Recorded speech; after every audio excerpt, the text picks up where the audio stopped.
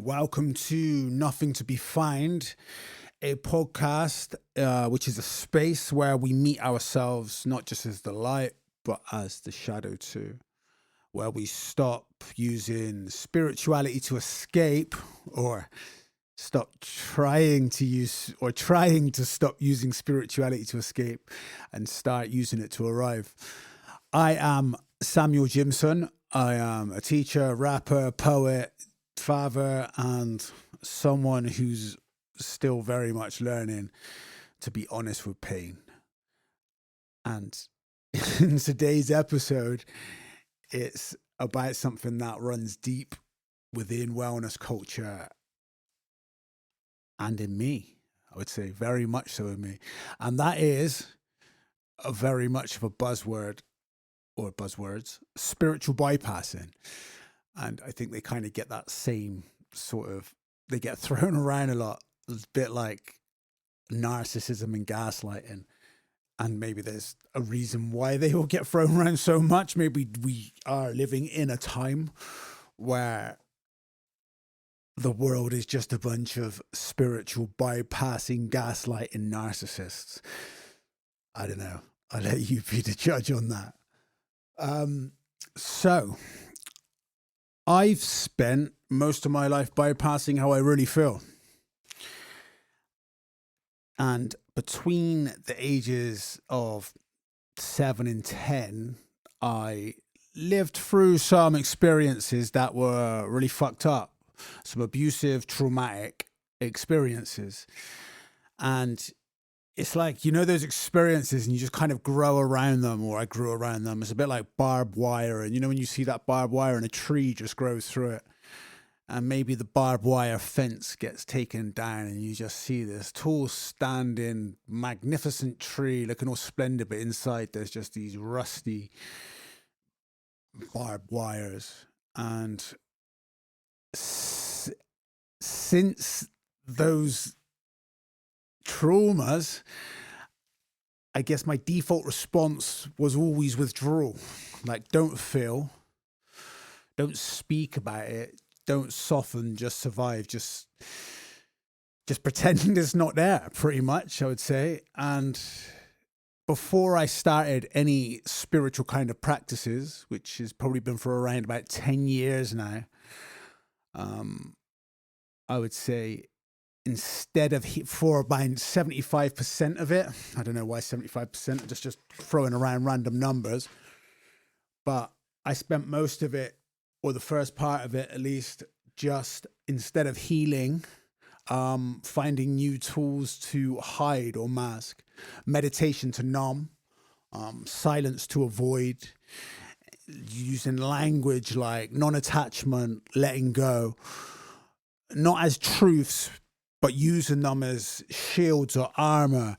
And like I said, with this magnificent looking tree becoming peaceful on the outside, but on the inside, still unempathetic, still tight, still suppressing what I didn't want to feel, what was uncomfortable, that I didn't want to address.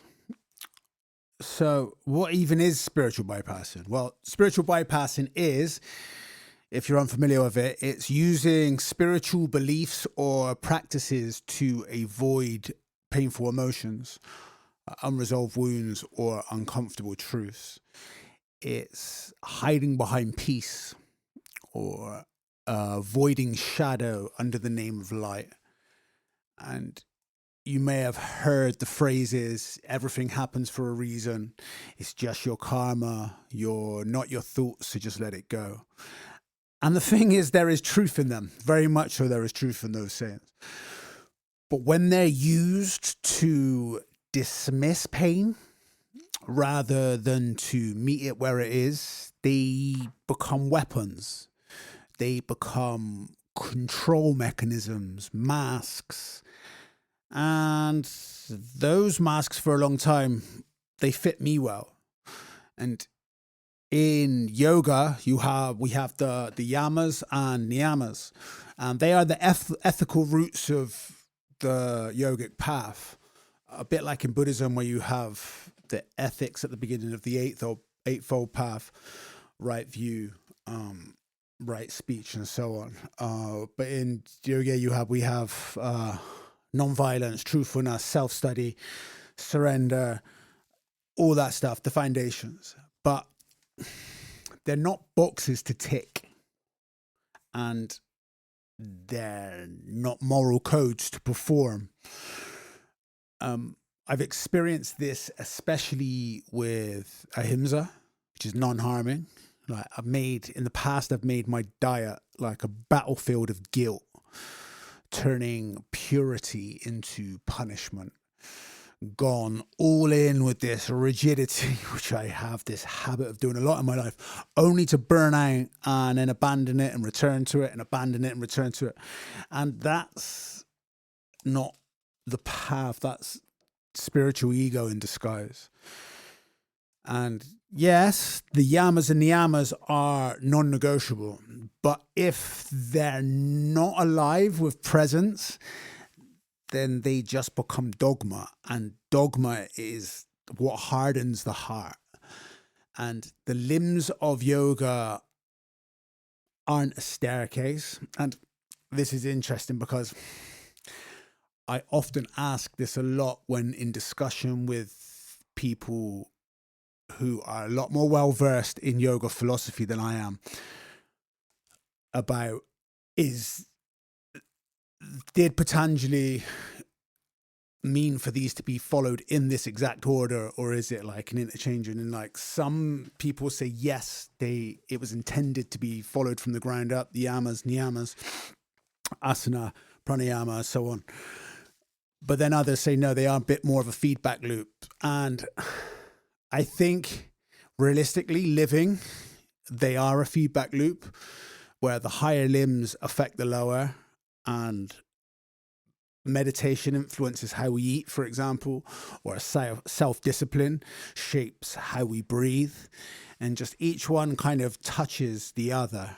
And this day and age, a lot of people will come into practices like yoga not from a karmic place, I would say, or it would be from a place of a yoga asana practice. People come in maybe using themselves to fix some problem that they have in their life, whether that be a physical ailment, whether that be a mental issue that they're having.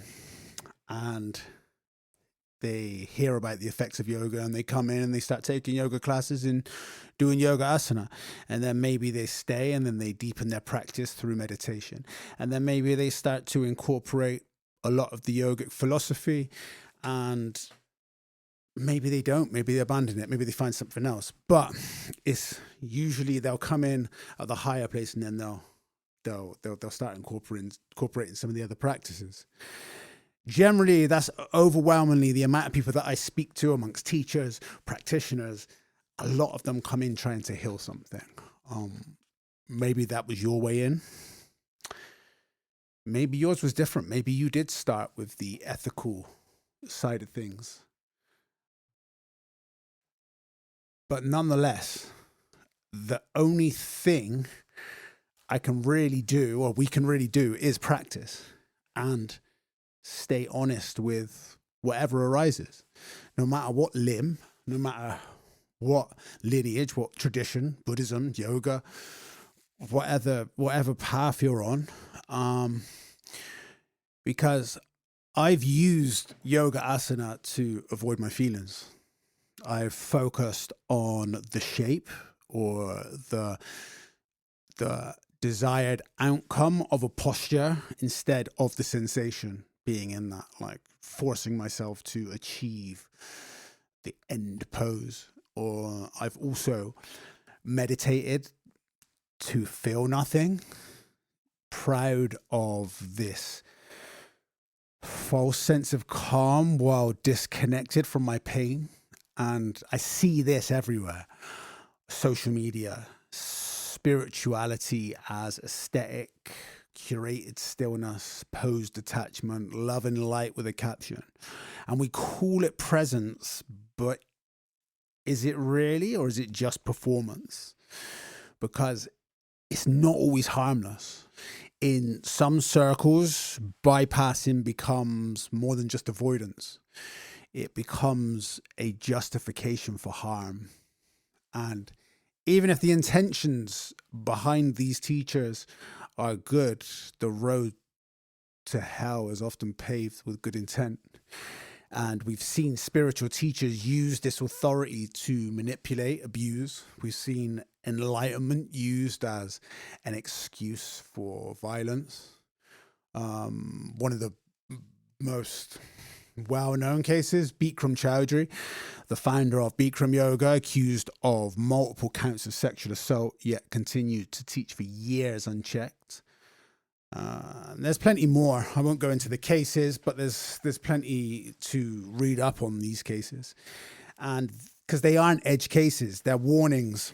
And when we teach that pain is illusion, that ego is the only thing suffering, we invalidate people's lived trauma.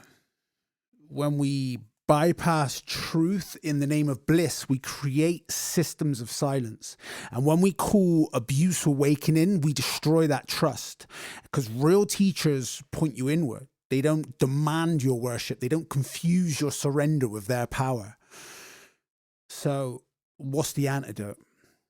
I would say presence. Presence is the antidote, but not the calm, curated kind of presence. I mean, presence that includes your anger, presence that holds your grief, presence that can say, you know what, I'm fucking not okay, and mean it. Because the body doesn't lie, the nervous system doesn't lie. And your truth may be messy, but it's real. And that's what spirituality is. Integration, not escape. And I still catch myself bypassing. To be fair, I think people, loved ones around me, probably catch me bypassing more than I catch myself bypassing. Trying to be calm instead of clear, trying to look wise instead of feel pain. But the difference now is I see it a lot more. And in that awareness, something softens. And that softness, it's not what makes me less spiritual. I'd say it makes me more human. And maybe that's the point. So today, ask yourself this, like, where am I hiding behind peace? Where am I bypassing what's really here? And can you stay? Can you meet it? Just, even if it's just for a moment. Because real spirituality includes the darkness. There's no in without out. No light without shadow.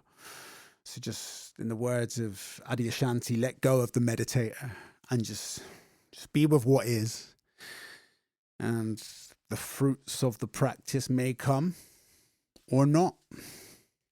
But just be present, because that's enough. Thank you for listening to Nothing to Be Found. And just know that this Monday's coming meditation, this Monday's guided meditation, will walk you into this practice, not of bypassing, but of meeting yourself honestly. And then next Thursday, we'll explore something deeper still, which is the tension between desire and gratitude. What does it mean to want and still feel whole? But until then, stay close to the truth, even when it shakes. Especially when it shakes. And remember, there's nothing to be found.